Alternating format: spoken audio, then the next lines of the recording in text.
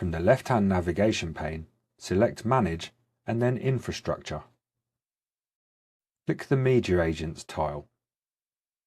This will show any existing media agents. To add a new one, in the upper right corner, click Add Media Agent. Enter the fully qualified host name of your media agent. Select the operating system type from Windows or Linux and enter the credentials needed to perform the deployment. There are certain environmental requirements for performing remote installations. For full details, go to documentation.commvault.com.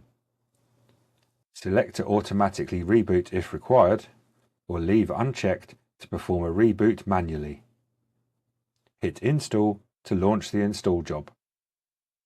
This can be monitored from the Active Jobs view. If the required software for the install is not in the software cache, a download software job will automatically be launched. Once complete, the install will automatically resume.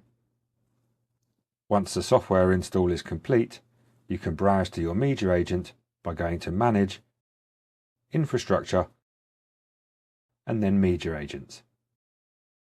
Clicking the media agent's name will display the media agent properties, where advanced settings and controls can be enabled and configured.